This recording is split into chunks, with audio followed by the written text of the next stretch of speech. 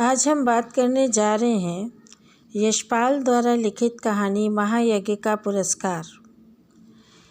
इस कहानी में लेखक ने ये बताया है कि जीवों पर दया करना मनुष्य मात्र का कर्तव्य है और सभी प्राणियों की रक्षा करना मानवोचित कर्तव्य कहलाता है। अर्थात सभी मनुष्यों को दूसरे प्राणी मात्र की रक्षा करनी चाहिए और यही उसका परम कर्तव्य है। यश प्राप्ति या धन प्राप्ति की कामना से किया गया यज्ञ सच्चा महायज्ञ नहीं कहलाता। इस कहानी में लेखक ने प्रतीकों के माध्यम से हमें ये समझाया है कि हमारे द्वारा किए गए अच्छे कर्म का फल हमें अवश्य प्राप्त होता है। कहानी कुछ इस तरह से है कि एक धनी सेठ थे जो बहुत विनम्र और उदार थे, अत्यंत धर्मपरायण। उनके द्वार से कोई भी साधु खाली न लौटता। भंडार का द्वार सबके लिए खुला था, जो हाथ पसारे वही पाए। सेठ ने बहुत से यज्ञ किए और दान में न जाने कितना धन दीन दुखियों में बांट दिया। ये कहानी का आरंभ है। इसमें सेठ के गुणों की चर्चा हुई है। सेठ किस प्रकार के थे? सेठ अत्यंत विनम्र और उदार थे, धर्मपरायण थे। ये सब सेठ जी की विशेषताएं हैं। पर सब दिन होत न एक समान। सब दिन होत न एक समान अर्थात सभी दिन एक जैसे नहीं रहते। समय बदलता है और समय के साथ साथ स्थितियां भी बदल जाती हैं। तो हुआ कुछ यूँ कि सेठ के दिन फिरे का मतलब समय बदल गया और सेठ को गरीबी का मुंह देखना पड़ा। यानी उनकी संपत्ति समाप्त हो गई और संपत्ति समाप्त होने पर क्या हुआ, संगी साथियों ने भी मुंह फेर लिया और नौबत यहाँ तक आ पहुँची कि सेठ व सेठानी भूखों मरने लगे।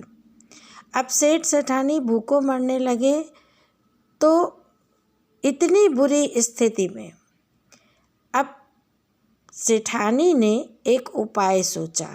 क्या उपाय सोचा? किस तरह से बुरे दिनों को किस तरह से बदला जाए? तो उन्होंने एक उपाय सोचा। उन दिनों एक प्रथा प्रचलित थी, ट्रेडिशन था कि यज्ञों के फल का क्रय विक्रय हुआ करता था।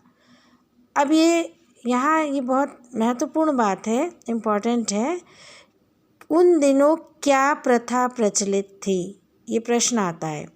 तो उन दिनों एक प्रथा प्रचलित थी कि यज्ञों के फल का क्रय विक्रय, क्रय यानी खरीदना और विक्रय यानी बेचना। तो लोग यज्ञों के फल का, देखिए कोई भी यज्ञ किया जाता है तो उसका यज्ञ के अनुसार उसका फल मिलता है।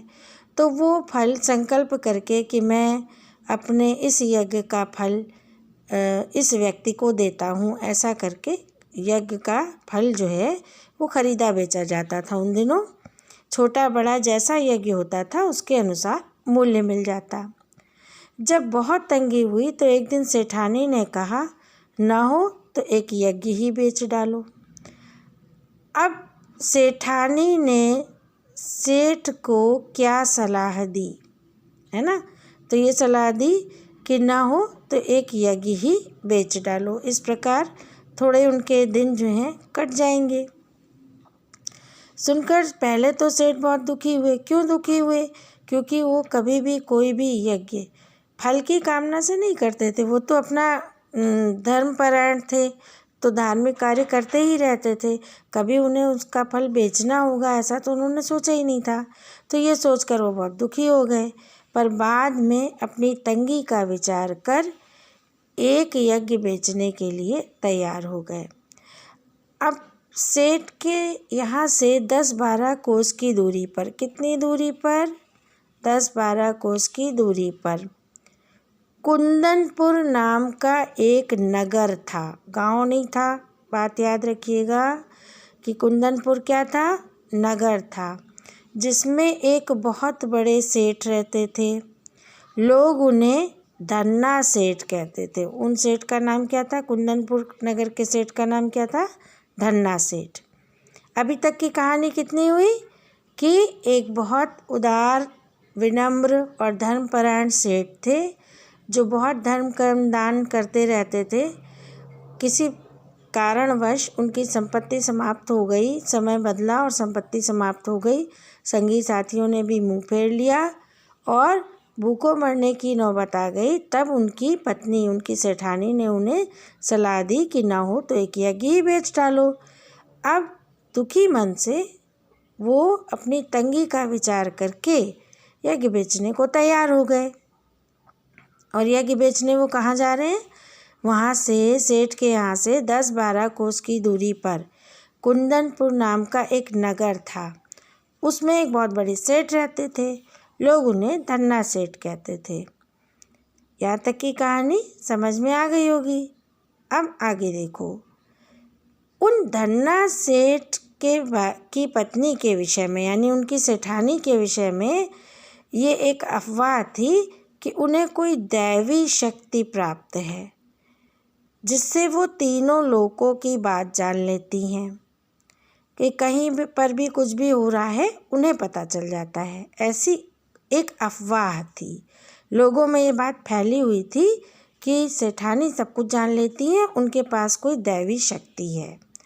तो अब यहाँ भी क्वेश्चन आता है कि सेठानी के विषय में क्या अफवाह थी, या सेठानी को कौन सी शक्ति प्राप्त थी, या सेठानी तीनों लोगों की बात कैसे जान लेती थी।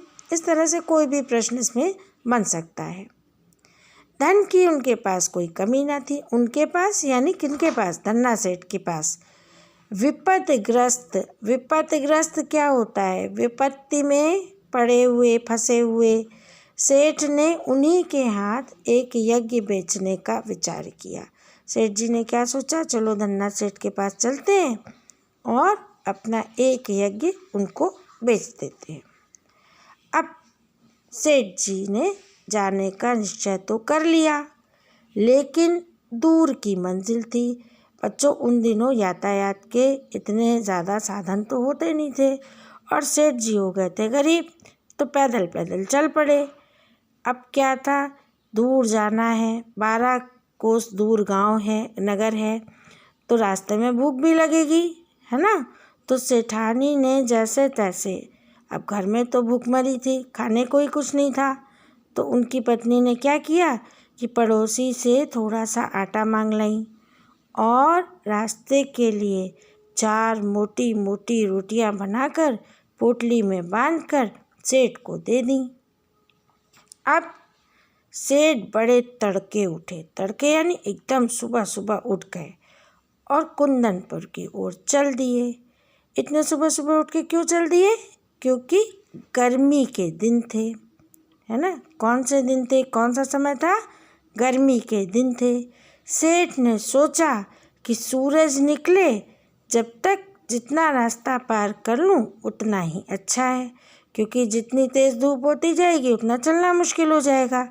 ये सोचकर वे खूब तेज़ चले। अब यहाँ क्वेश्चन आता है कभी कभी कि सेठ जी क्या सोचकर खूब तेज़ चले। तो ये सोचा सेठ जी ने कि गर्मी के दिन है, जब तक सूरज निकले का मतलब ये है कि जब तक सूरज की धूप तेज हो तब तक जितना रास्ता पार कर लूँ उतना अच्छा है। लेकिन आधा रास्ता पार करते, मतलब कोई 6 कोस चले होंगे, तब तक धूप में इतनी तेज़ी आ गई कि चलने में कष्ट होने लगा। तेज़ धूप में कैसे चलें, पसीने से उनकी सारी देह लथपथ हो गई और भूख भी सताने लगी। अब धूप है, भूख भी लगी है और पसीने पसीने हो रहे हैं सेठ जी। तो अब ऐसे में उन्हें क्या दिखा कि सामने वृक्षों का एक कुंज और कुआं देखकर सेठ ने विचार किया कि यहाँ थोड़ी देर रुककर भोजन और विश्राम कर लेना चाहिए। सेठ जी ने कहाँ विश्राम करने का निश्चय किया? सेठ जी ने रास्ते में, सामने नहीं लिखना है आपको, अगर ये प्रश्न आ जाए। कुंदनपुर के रास्ते में आधा रास्ता पार करने के बाद वृक्षों का एक कुंज और कुआं देखकर, बात को ध्यान से सुनिए। अगर आप उत्तर लिख रहे हैं कि सेठ जी ने कहाँ विश्राम करने का निर्णय किया, तो आपको ये सामने हटाना है यहाँ से और इसकी जगह लगाना है कुंदनपुर का आधा रास्ता पार करने के बाद वृक्षों का एक कुंज और कुआं देखकर गर्मी से व्याकुल, ये भी लगा सकते हो क्योंकि पसीने से उनकी सारी देह लथपथ हो गई थी, तो गर्मी से व्याकुल सेठ ने विचार किया कि यहाँ थोड़ी देर रुककर भोजन और विश्राम कर लेना चाहिए। ये सोच वे उस कुंज की ओर बढ़े। अब क्या देखा उन्होंने? पोटली से लोटा डोर निकालकर पानी खींचा। अच्छा, ये लोटा डोर हमने आपको समझाया भी है, फिर समझा देते हैं। कुएं से पानी निकालने के लिए डोर यानी एक रस्सी, छोटी पतली रस्सी जिससे लोटा बांधा जा सके, वो लेकर पहले लोग चलते थे, क्योंकि पुराने ज़माने में कुएं से पानी निकालने के लिए उनको लोटा और डोर यानी एक रस्सी, डोरी जिससे वो निकाल सकें, उसकी ज़रूरत होती थी। और हाथ पैर धोए फिर उन्होंने पानी निकाल कर उसके बाद एक लोटा पानी ले एक पेड़ के नीचे आ बैठे और खाने के लिए रोटी निकाल कर तोड़ने ही वाले थे कि क्या देखते हैं, निकट ही कोई हाथ भर की दूरी पर एक कुत्ता पड़ा छटपटा रहा है। बेचारे का पेट कमर से लगा था। सेठ को रोटी खोलते देख वो बार बार गर्दन उठाता, पर दुर्बलता के कारण उसकी गर्दन गिर जाती। अब यहाँ क्या था? सेठ जी जैसे ही भोजन करने बैठे, रोटी तोड़ते हैं, तो उन्होंने क्या देखा? तो आपको ये बताना है कि उन्होंने निकट ही कोई हाथ भर की दूरी पर देखा कि एक कुत्ता पड़ा छटपटा रहा है और वो बहुत दुर्बल है। वो रोटी खोलते देखकर, सेठ को रोटी खोलते देखकर उनकी ओर बार बार गर्दन उठाता है, पर दुर्बलता के कारण उसकी गर्दन गिर जाती है। ये देख सेठ का हृदय दया से भर गया। उन्होंने ये सोचा कि इसको कई दिन से भोजन नहीं मिला है ना, इसको कई दिन से खाना नहीं मिला है, इसलिए इसकी ऐसी हालत हो गई है। तो सेठ ने एक रोटी टुकड़े टुकड़े करके कुत्ते के सामने डाल दी। अब एक रोटी खाने के बाद उसके शरीर में थोड़ी जान आई और वो मुंह उठाकर देखने लगा। एक रोटी खाने के बाद क्या हुआ? उसके शरीर में थोड़ी जान आई और वह कौन? कुत्ता मुंह उठाकर सेठ की ओर देखने लगा। उसकी आंखों में कृतज्ञता थी। कृतज्ञता क्या होता है बच्चों? कृतज्ञता का मतलब उपकार मानने का भाव। सेठ ने जो उसको रोटी खिलाई तो थैंकफुल होना, है ना, तो वो उसकी आंखों में झलक रहा था। सेठ ने सोचा कि इसको एक रोटी और खिला दूं तो फिर ये चलने फिरने लायक हो जाएगा, और ये सोचकर उसने एक रोटी टुकड़े टुकड़े करके उसे और खिला दी। 2 रोटियां खाने के बाद कुत्ते के शरीर में शक्ति आ गई। देखो, पहले थोड़ी जान आई, उसके बाद थोड़ी शक्ति आ गई, और वो खिसकता खिसकता दूसरी रोटी खाने के बाद क्या हुआ? थोड़ी शक्ति आ गई और खिसकता खिसकता सेठ के पास आ गया, समीप यानी पास आ गया। सेठ ने देखा अभी ये अच्छी तरह चल नहीं पा रहा है, तो आसपास कोई बस्ती भी नहीं है। तो सेठ ने सोचा एक रोटी और खिला दूं तो फिर ये अच्छी तरह चल फिर सकेगा। मेरा क्या है, जैसे 2 खाई वैसे एक, थोड़ी देर में कुंदनपुर नगर पहुंच ही जाऊंगा। सेठ ने तीसरी रोटी उठाई और कुत्ते को खिला दी। अब सेठ जी ने अभी तक 3 रोटी कुत्ते को खिला दी।